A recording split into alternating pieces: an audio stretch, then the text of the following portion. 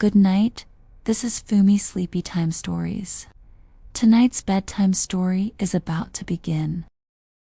At the edge of a great forest lived a woodcutter and his wife.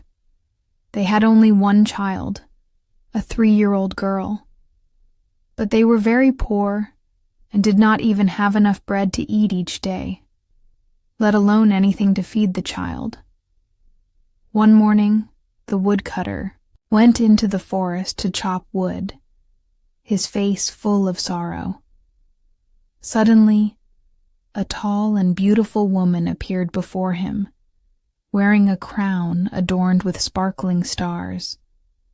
She said to him, "I am the mother of Jesus, the Virgin Mary.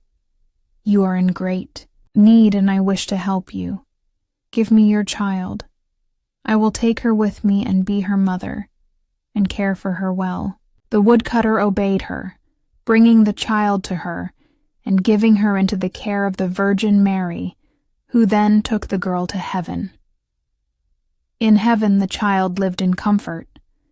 She ate sweet cakes, drank fresh milk, wore golden clothes, and played with little angels. When she turned 14, the Virgin Mary called her to her side and said, "Dear child, I must go on a journey. Here are the keys to the 13 doors of heaven. You may open 12 of them and look at the wonders within. But this small key opens the 13th door. Do not open it, or misfortune will befall you." The girl promised to obey the Virgin Mary. Once Mary had gone, she began to explore the rooms of heaven.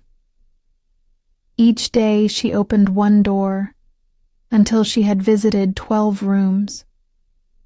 Behind each door sat one of Jesus' apostles, surrounded by dazzling light. This magnificent sight made her joyful, and the little angels who accompanied her day and night were also delighted. Only the forbidden door remained. Curiosity gnawed at her. What could be hidden behind it? She said to the angels, "I won't open it completely, and I won't go in. I just want to peek through a crack." "Oh no," said the angels. "That would be a sin. The Virgin Mary has forbidden it. If you disobey, misfortune will come." The girl fell silent, but the desire in her heart would not rest. It tormented her, giving her no peace. One day, while the angels were all away, she thought, "Now I'm alone. I can take a quick look. No one will know." She found the key, quickly inserted it into the lock, turned it, and the door opened. Inside, she saw the Holy Trinity seated amidst fire and light. She stood there, astonished, and reached out to touch the radiant flame. Her finger turned golden at once. She slammed the door shut and fled. But no matter what she did, she couldn't calm her fear. Her heart pounded endlessly, and the golden mark on her finger could not be removed. Neither washing nor rubbing would take it away.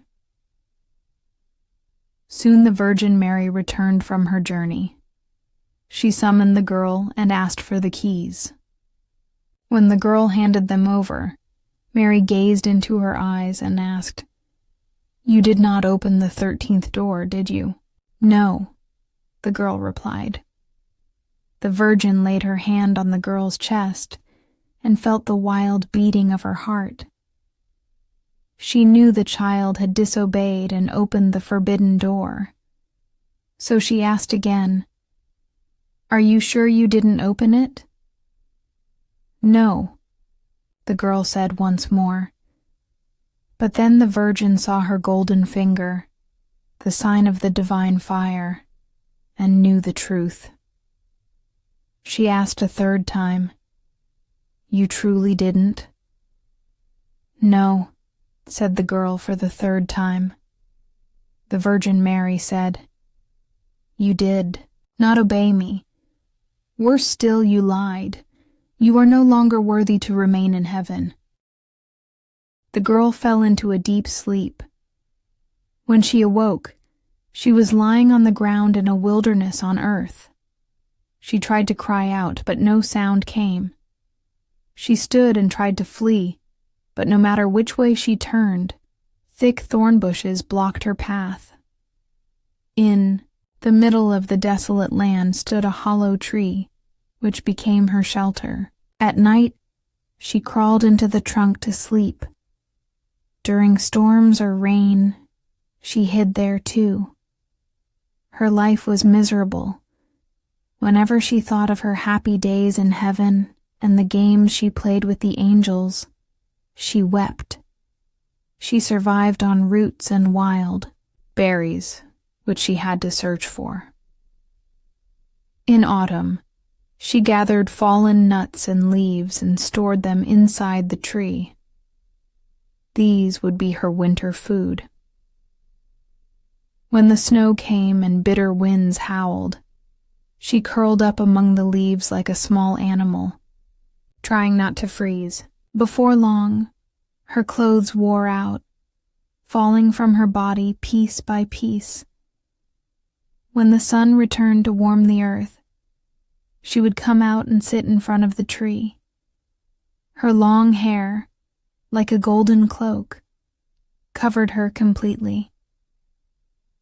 And so she sat year after year, enduring the sorrows and hardships of the world. As winter passed and spring returned, the trees wore green again. One day, a king came hunting in the forest. He chased a wild boar into the thickets surrounding the girl's grove. Dismounting, he hacked a path with his sword. At last, he broke through and saw the girl beneath the tree.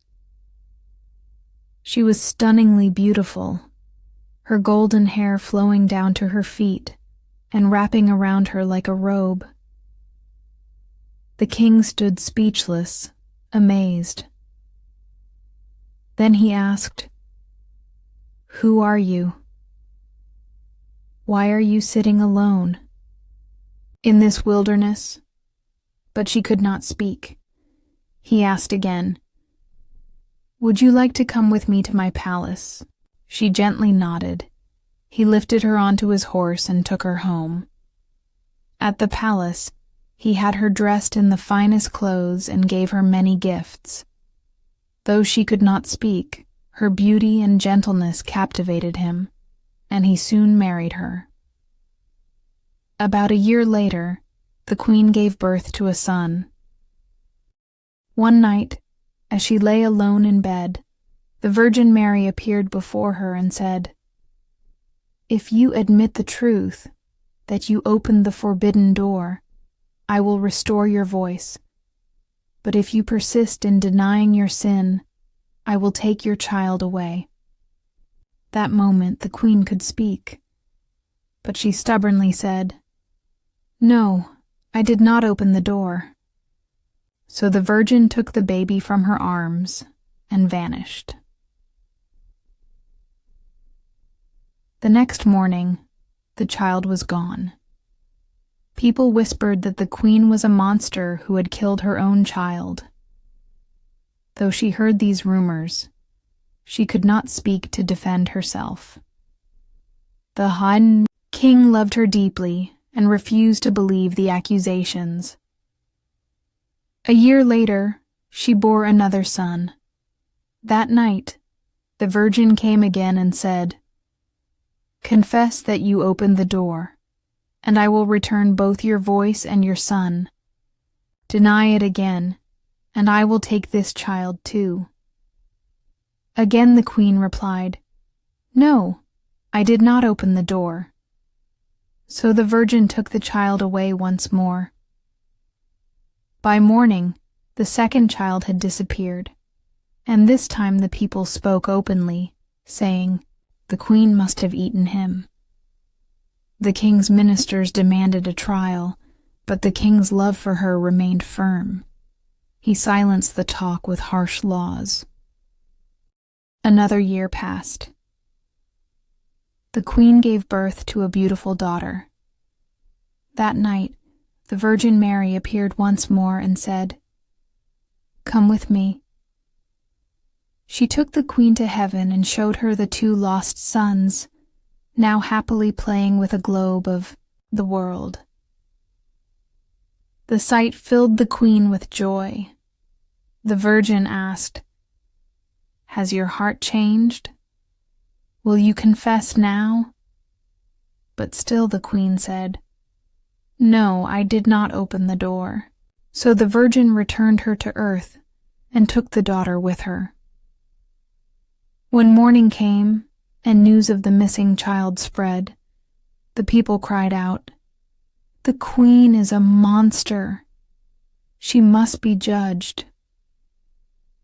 This time, even the king could not protect her. She was put on trial because she could not speak. She could not defend herself. She was condemned to be burned at the stake. The wood was prepared. She was tied to the post, and the flames began to rise. In that moment, her heart was filled with remorse. She thought, "If only I had confessed before I died." Suddenly, her voice returned and she cried out, "Yes, Holy Mother, I opened the forbidden door." As soon as the words left her mouth, rain poured from the sky, extinguishing the flames. A light shone from above, and the Virgin Mary descended, holding the infant princess with the two sons beside her. She spoke gently to the queen. "Whoever confesses their sin and repents will be forgiven." She returned the three children to the queen, restored her voice, and granted her a life of happiness.